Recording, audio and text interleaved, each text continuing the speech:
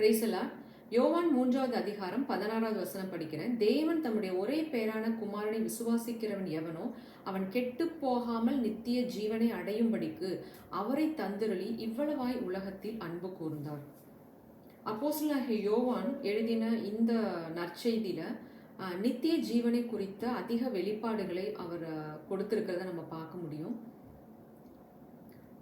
இந்த வசனத்துல இன்னொரு வார்த்தையும் கூட வருகிறது, அன்பு கூர்ந்தார்.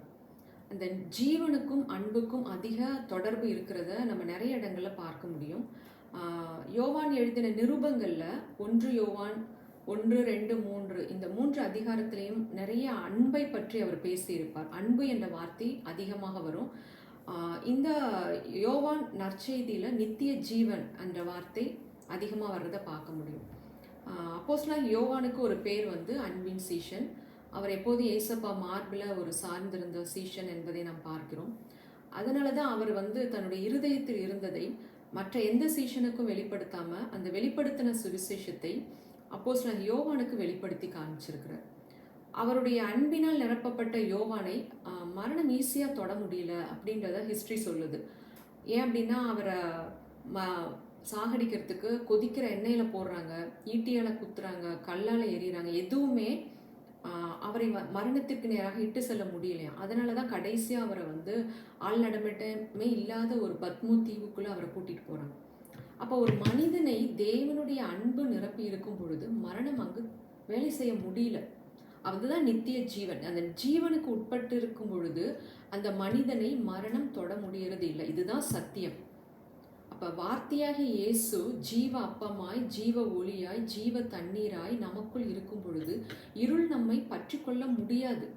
இந்த உலகத்துல மனிதனை பயமுறுத்துகிற எந்த காரியமும், வியாதி, கொள்ளை நோய், வறுமை, பிரச்சனை, போராட்டங்கள் எதுவும் மரணம் அந்த மனிதனை தொட முடியாது. இதுதான் சத்தியம்.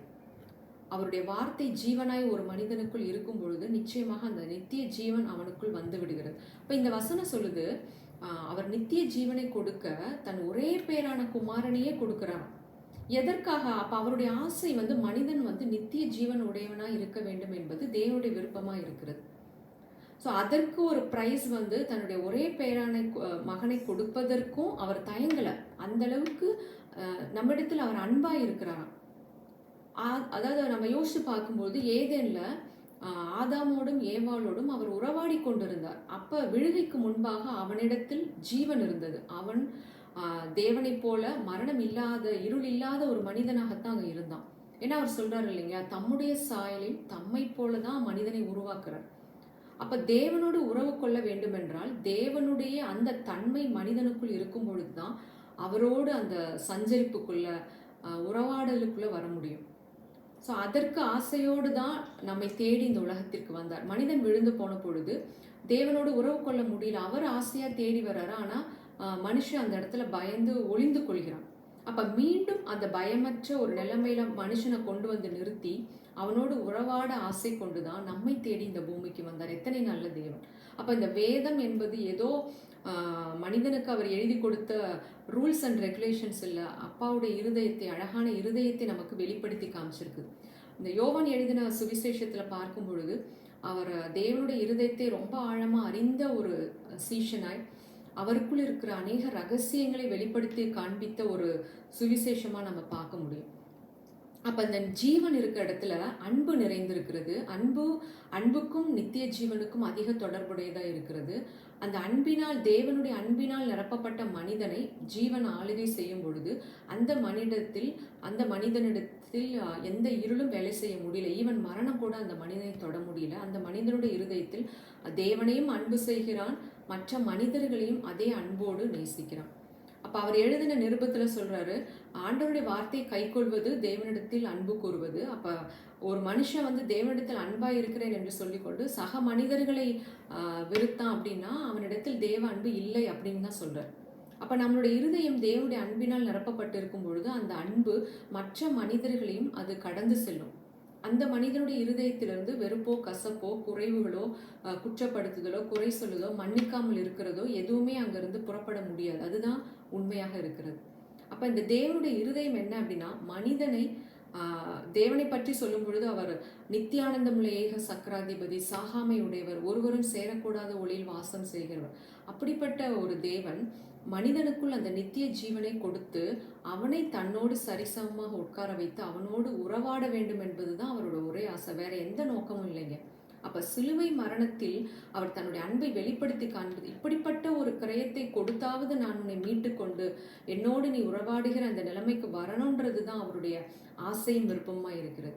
ஆனா இன்றைக்கு நாம் அதை விசுவாசிக்கிறதுல தான் நாம் குறைவுபட்டு போகிறோம். இப்ப தேவனுக்கேற்ற ஒரே கிரியை என்னன்னா, அவர் அனுப்பின குமாரனாகி இயேசு கிறிஸ்துவை விசுவாசிப்பது தான். எதை விசுவாசிக்க வேண்டும்? அவர் சிலுவைக்கு வந்து அவர் மரணத்தின் அதிகாரியான பிசாசை அழித்து மரண பயத்தை நீக்கி நமக்குள் ஜீவனையும் அழியாமையும் கொடுத்திருக்கிறார். ஸோ அந்த ஜீவனை பெற்றுக்கொண்ட நான் எப்பொழுதும் அந்த ஜீவனுள்ள நான் அன்பினால் நிரப்பப்பட்டு தேவனோடு எப்பொழுதும் ஒரு உறவு கொள்கிற நிலைமையில தான் நான் இருக்கிறேன். ஸோ அந்த ஜீவனால் ஆளுகை செய்யப்படுவதனால இந்த உலகத்துல இருள், மரணம் என்ற பிசாசை என்னை மேற்கொள்ள முடியாது. அவன் கொடுக்கிற வியாதி, வறுமை, பிரச்சனை, போராட்டம், கசப்பு, கோபம் எதுவும் என்னை ஆளுகை செய்ய முடியாது. நான் அவருக்குள் எப்பொழுதும் சந்தோஷமாய் இருப்பதோடு மாத்திரமல்ல, நான் மற்ற உறவுகளோடும் சந்தோஷமாய் சமாதானமாய் இருக்க முடியுன்ற அந்த ஒரு விசுவாசத்திற்குள்ள வந்து இந்த உலகத்துல அவரை மகிமைப்படுத்தக்கூடிய வாழ்க்கை வாழ்றது தான் அவருடைய விருப்பமாய் இருக்கிறது. இன்னொன்று, நித்திய ஜீவன் என்பது மரணத்திற்கு அப்புறம் அவரோடு உயிர்த்தெழுந்த நித்தியத்திற்கு வாழ்றது மாத்திரம் இல்லை. யோவான் 17:3 சொல்றாரு, பிதாவையும் அவர் அனுப்பின குமாரனாகி இயேசு கிறிஸ்துவையும் அறிவதுமே நித்திய ஜீவன். அப்ப அறிவதுன்ற ப்ராசஸ் எங்க நடக்கும்? நம்ம இன்னைக்கு உயிரோடு இருக்கும்பொழுது இந்த வாழ்க்கையில எந்த அளவுக்கு நாம் அவரை அறிந்து கொள்கிறோமோ அந்த அளவுக்கு நாம் வந்து அந்த நித்திய ஜீவனை பெற்றுக்கொள்கிறோம். அப்ப தேவன் எந்த அளவுக்கு என்னிடத்தில் அன்பாயிருக்கிறார். ஸோ நம்ம அந்த அன்பு பரிபூரணம் அடையும்படியாக அவர் எதை செய்திருக்கிறார், சிலுவையில என்ன செய்து முடித்திருக்கிறார், அதனால் நமக்கு கிடைத்த விடுதலை என்ன, நான் இருளின் அதிகாரத்திலிருந்து விடுதலையாக்கப்பட்டிருக்கிறேனே, அவருடைய ராஜ்யத்திற்குள் நான் உட்படுத்தப்பட்டிருக்கிறேனே.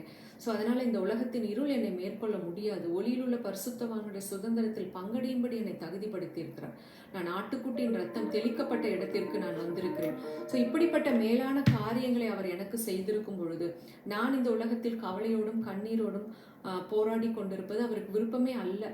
ஸோ இந்த உலகத்துல நான் அவரை அறிந்து கொண்டு அந்த ஜீவனை பரிபூரணப்பட்டு அந்த ஜீவனுக்குரிய வாழ்க்கை வாழ்வது தான் அவருடைய விருப்பமா இருக்கிறது, ஆசையா இருக்கிறது.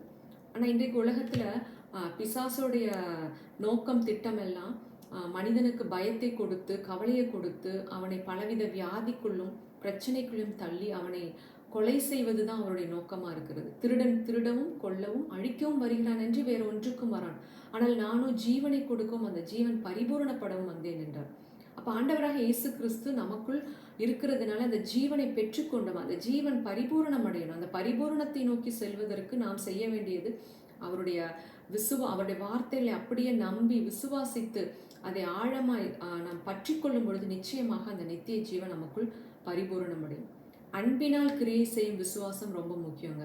வெறும் விசுவாசத்தோடு இருக்கிறது மாத்திரம் இல்லாம அந்த சிலுவையை நோக்கி பார்க்கும் பொழுது எப்படிப்பட்ட ஒரு விலையேற பெற்ற அன்பு, அந்த அன்பு என்னை மீட்பதற்காக இப்படிப்பட்ட ஒரு கிரயத்தை கொடுத்திருக்கும் பொழுது இந்த தேவனை நான் நேசிக்க கற்றுக்கொள்ளும் பொழுது நிச்சயமாக அந்த விசுவாசம் நம்மில் பெருகுகிறது. அன்பினால் உண்டாகும் அந்த விசுவாசம் மிகப்பெரிய மாற்றத்தை மனிதனுடைய வாழ்க்கையில் கொண்டு வர முடியும்.